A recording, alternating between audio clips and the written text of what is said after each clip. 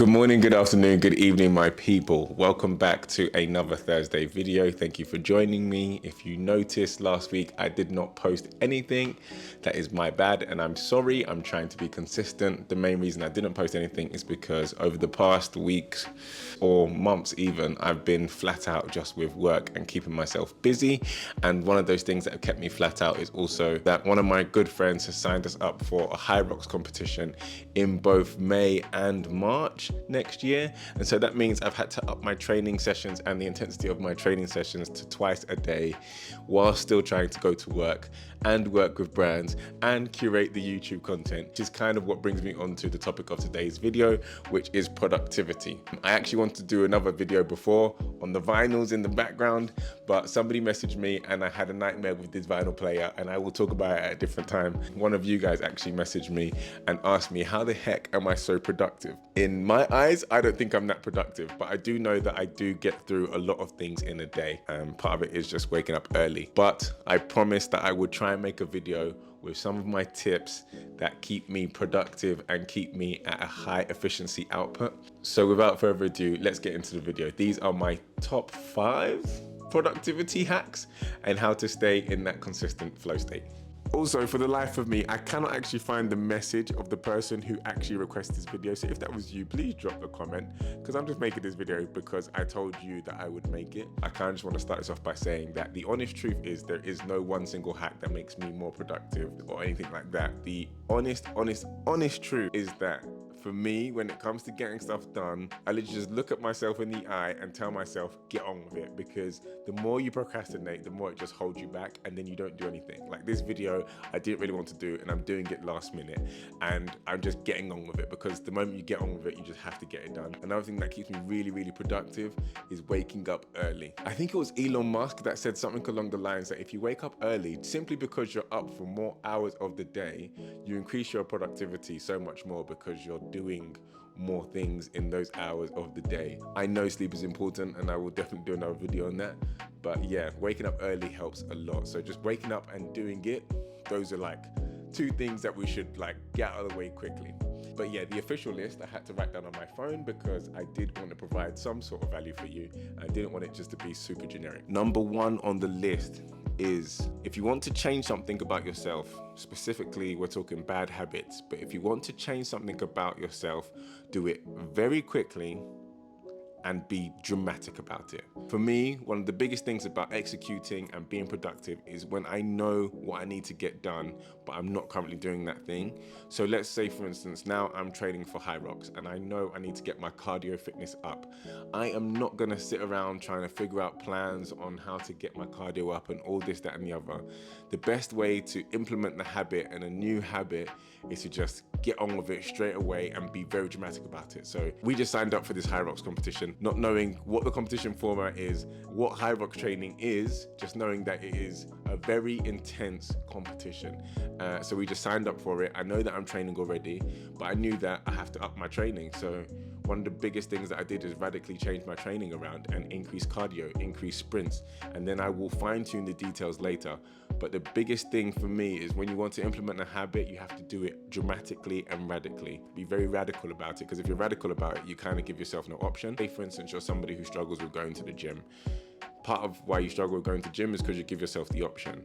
If I tell myself that I'm going to go to the gym every single day, then there's no longer an option in it and I almost have to do it. So I'm being radical about it. Now, because of high rocks, I've told myself I have to go to the gym twice a day, every single day, which is becoming an arduous task. But because I say I have to go to the gym twice a day, every single day, I will always go at least once. And that's the difference from going no times, which is what brings me on to my second form of productivity, is how to form habits. Now, I feel like just about everybody has read James Clear books, Atomic Habits, or is it Charles Duhigg, The Power of Habit? Both great books, by the way. Another common denominator for when you're trying to form a habit is implementing systems around you that make the habit, the good habit, easier to do. A great example of this is In James Clear's book, I remember him talking about when you ask somebody who doesn't like running what they need to do to run, they kind of like, oh, I have to get up early in the morning, I have to get the right trainers, I have to figure out my route, I have to check the temperature outside, I have to do this, that, the other, then I go outside and then I have to run and I have to track it, da da da da da. If you ask somebody who actually enjoys running, they will tell you, I just put on my trainers and I get out the door and I run. They simplify the steps, and when they simplify the steps, they make the habit a lot easier to do. Another way of implementing behaviors that make habits easier to do is kind of forcing yourself to do it. So for me, where I go to gym in the morning, when I go to gym at 4 or 5 a.m. in the morning, what's helpful for me to go at that time is the fact that I have to pay for parking at 8 o'clock. Also, I have to be at work for 8 o'clock. So if I have to be at work for 8 o'clock and I know that I have to pay for parking after 8 o'clock, I know that I cannot go to the gym after 8 a.m. So that means I have to go to the gym earlier in the morning. And part of making the gym habit a lot easier is that I actually sign up to multiple gyms. So I am a member of 3 gyms. And this just means that no matter what location I am in London, I always have a gym. So whether I'm going to go and visit my parents, there's a gym near there that I can go to. There's a gym at my house, which isn't too far. And I have one 24-hour gym, which I can go to whatever time during the day. So if I finish work late or if I want to start early, I can always still get a workout session in. The gym is the easiest habit for me to explain because it's probably one of the hardest things to do and add to your day, but it's one of the things for me that really changes my mindset towards the day as well, because when I start the day with training, it makes me feel like I can conquer just about anything because I've pushed myself so hard so early in the morning that the rest of the day almost feels a bit more like a breeze. And when I hit the gym early in the morning, my blood's really pumping, so when I get to work, everything's coming to me quickly and I don't have that kind of brain fog feeling or that slow feeling because I'm already filled with adrenaline. So one of my friends, he actually keeps all of his work gear at the gym. He keeps his shower gear at the gym, he keeps his clothes at the gym, so that it means that when he gets up out of bed, if he wants to go to work, he has to go to the gym first in order to get ready. That allows him to intentionally act on the habit that he's trying to build. I know the last two are kind of related to habits and training. This one is a third one that I discovered quite early on, and it's having an accountability partner. When I say having an accountability partner works, it helps a lot, provided that that person is in the same mind frame as yourself. So what's super helpful for me is having somebody who's on the same page as me when it comes to achieving a certain goal. So this could be a peer at work who is striving for the same qualification as me. This could be a friend who is studying the same subject as me, a friend that has the same exam as me, or for instance, my friend that I am currently training with for the Higher Ups competition next year. The way in which I see an accountability partner is it is somebody who is going to keep you accountable for your actions. So you tell them what your goals are going to be and then they hold you account. So it can be over a long period of time or it can be over a short period of time. I definitely have some long-term goals which my accountability partner will pull me up on, and I also have short-term goals. When I first started using the idea of having an accountability partner, it used to be a daily thing. So I would message that person first thing in the morning and I would give them 3 things that I wanted to complete that day, almost like a to-do list. And the aim was to at least get 2 of those things done. And what we would do is we would message each other those 3 things, and then at the end of the day we would check back in to see whether or not we did those 3 things. So I could say that I wanted to do laundry today, I wanted to edit a YouTube video, and I wanted to train. And at the end of the day, I just messaged my accountability partner, did you do your things or did I do my things? And then we kind of check in and then we'd see how we'd improve. You don't need to talk to each other. You don't need to overcomplicate it. You don't need to do all this conversation about the goals. You just say the goals to each other. No judgment, no expectations. The only expectation is the fact that you complete it by the end of the day. And sometimes, even though it is very important to keep your goals to yourself, sometimes saying them out loud helps hold you to account because you've kind of said it now, so you have to act on it. And I'm a very firm believer of if you say something, you better do it, especially as actions speak a lot louder than words. So if you're saying it, better act on it. I sometimes use a wider audience to hold me to account. So sometimes that might be on my Instagram. I will tell people, look, I'm going to train twice a day from now till March. And people will pull me up if they say like, yo, you're not training. What's going on with that? Or this is a great way of keeping myself accountable. I said I'm going to post every Thursday. So when I don't post every Thursday, I'm pretty sure you guys will let me know. And if you don't, I've just kind of let myself down. At the end of the day, you're the one who's responsible.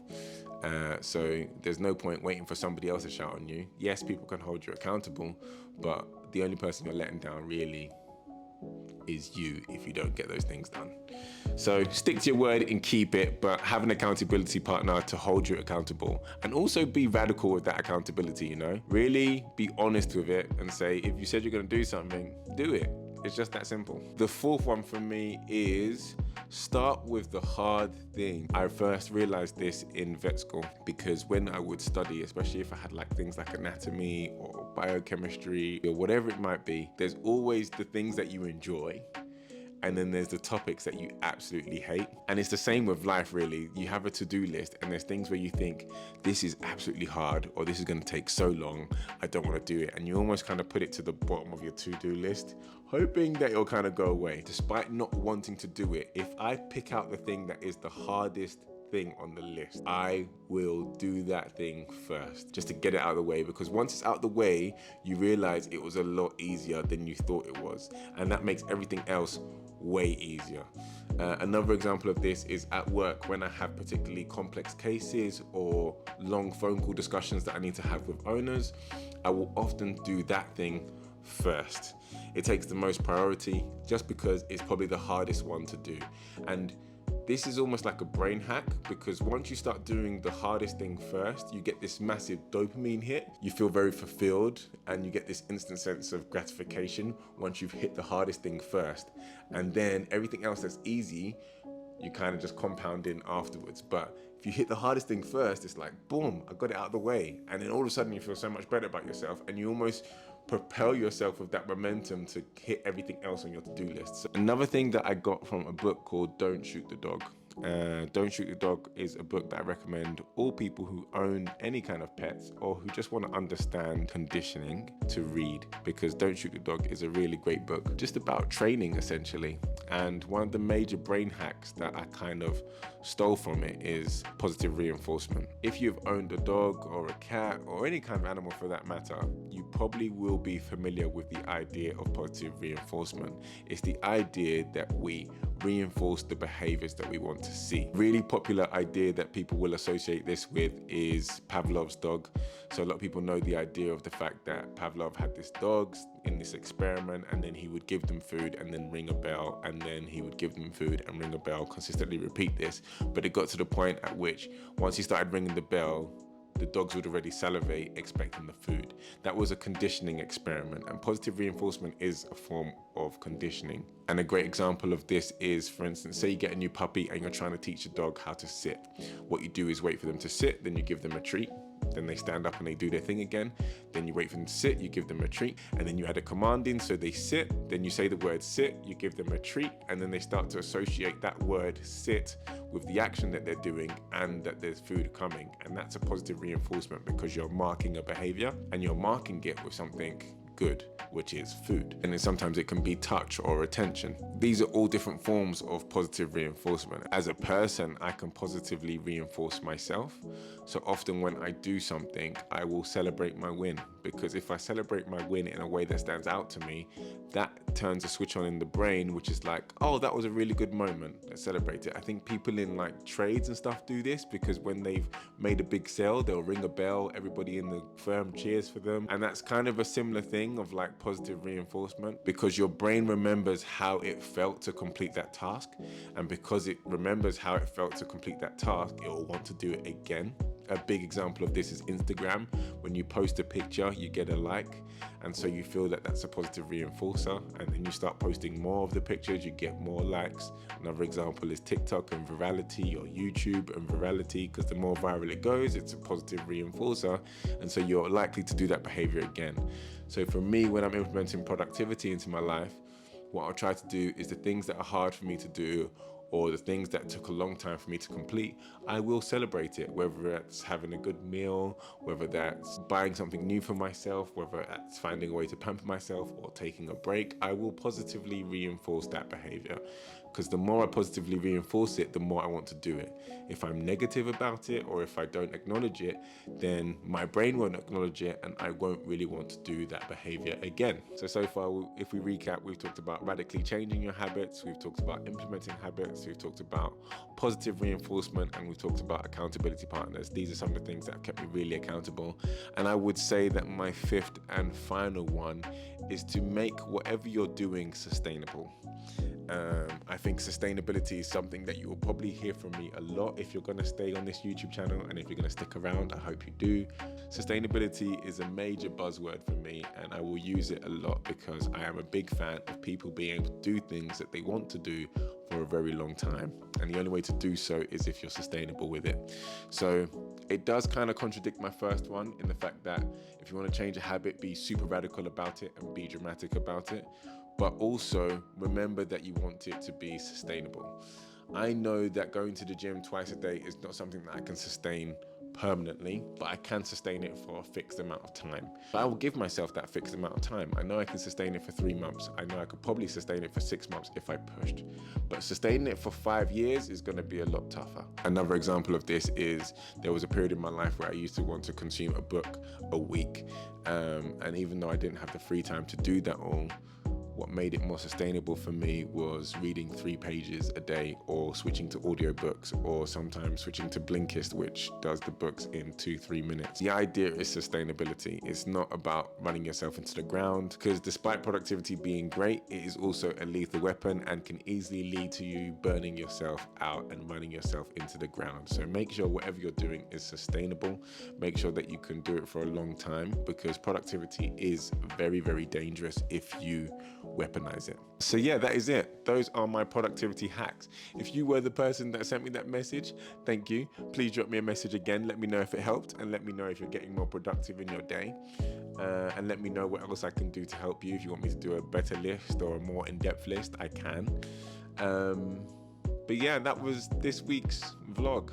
Hopefully it's something short for you and something helpful. Hopefully next week I will get this vinyl player working so that we can do a little listening party, because I think that would be really nice to share some music with you guys if the copyright allows it.